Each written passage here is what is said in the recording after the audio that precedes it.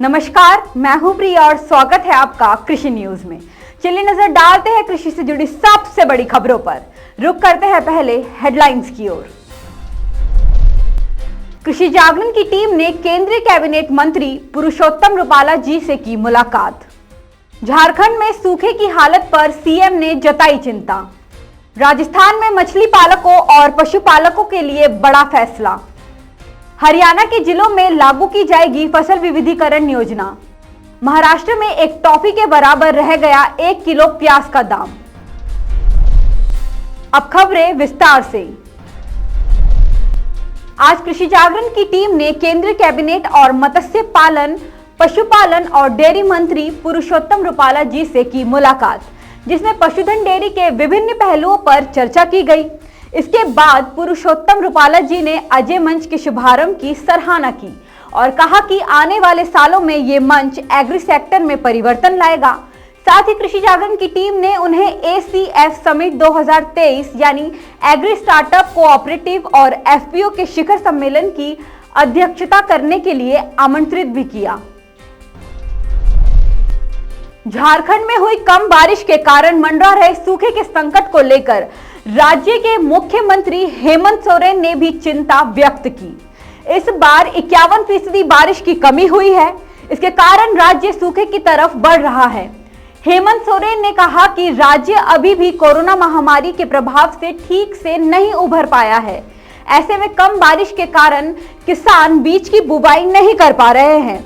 इसके अलावा उन्होंने कहा कि मौसम विभाग की भविष्यवाणी भी उत्साहजनक नहीं है। साथ ही झारखंड में कम बारिश के कारण खरीफ फसलों को काफी नुकसान हुआ है।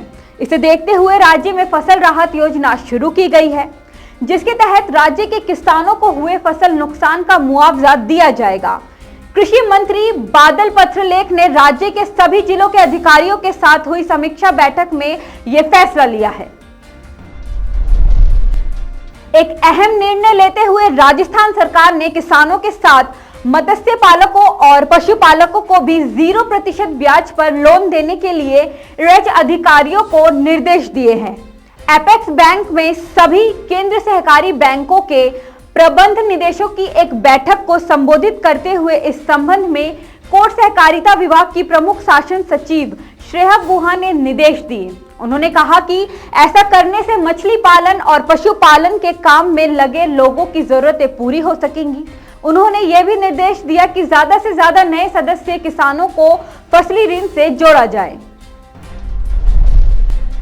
राष्ट्रीय कृषि विकास योजना के तहत हाल ही में हरियाणा में 159 करोड़ रुपए के प्रोजेक्ट को मंजूरी दी गई।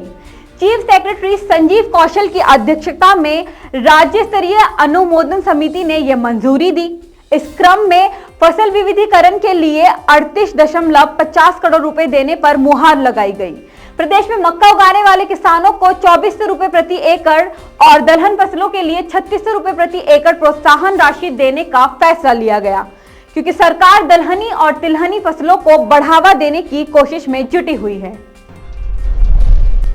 बिहार सरकार प्राकृतिक खेती को बढ़ावा देने के लिए पंचायत का सहारा ले रही है।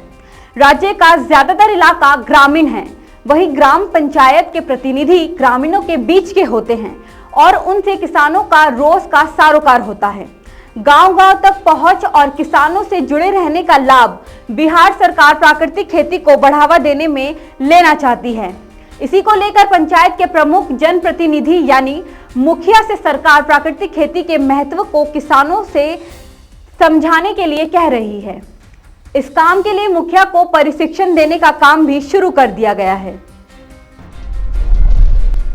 किसानों की आय डबल करने के लिए मुहिम के बीच पिछले 3 महीनों से महाराष्ट्र के किसान सिर्फ 50 पैसे से लेकर 10 रुपए किलो तक प्याज बेचने के लिए मजबूर हैं। आज भी कई मंडियों में किसान महज 1 रुपए किलो के रेट पर प्याज बेच कर आए हैं। यानी किसानों के लिए 1 किलो प्याज के दाम की वैल्यू बस एक टॉफी के बराबर रह गई है। जब वो प्याज बिचौलियों और व्यापारियों के हाथ से होता हुआ आप तक पहुंचता है, तब तक उसकी कीमत 35 से 40 रुपए तक हो जाती है। किसानों का सीधा सरकार से सवाल ये है कि इन बिचौलियों पर सख्त एक्शन लेने की बजाय उन पर पर्दा क्यों डाला जा रहा है? इसे MSP के दायरे में क्यों नहीं लाया जा रहा है? महाराष्ट्र कांदा उत्पादक संगठन के संस्थापक अध्यक्ष भारत दिगोलो का कहना है कि ये सत्ता में बैठे किसको नहीं पता है कि प्याज किसान किस संकट के दौर से गुजर रहे हैं। पंजाब में सरकार बनने से पहले आम आदमी पार्टी ने लोगों से स्वच्छ जल और मुफ्त बिजली का वादा किया था। लोगों ने इस वादे पर विश्वास किया और आप को सरकार बनाने का मौका भी दिया। पंजाब में आपकी सरकार बनी और पूर्व घोषणा के मुताबिक ही भगवत मान सीएम बने।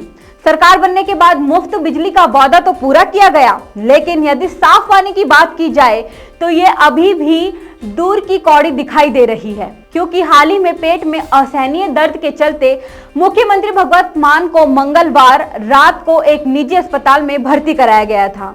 ऐसा कहा जा रहा है कि रविवार को उन्होंने जलाशय का दूषित पानी पिया था। उसके बाद ही उनके पेट में तेज दर्द उठा और उन्हें अस्पताल ले जाने की नौबत आ गई। हालांकि प्रशासन से जुड़े लोग मुख्यमंत्री को स्वस्थ बता रहे हैं। मौसम में हर दिन फेरबदल हो रहा है, कभी बारिश की वजह से तो कभी उमस भरी गर्मी की वजह से।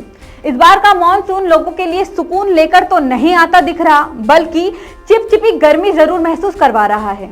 राष्ट्रीय राजधानी दिल्ली की बात करें तो मौसम में हल्की से मध्यम बारिश हर दिन देखने को मिल रही है, जिससे लोगों को कुछ हद तक उमस भरी गर्मी से राहत तो मिली है, लेकिन इस हल्की बारिश से कई हिस्सों में जल जमाव कर दिया गया है।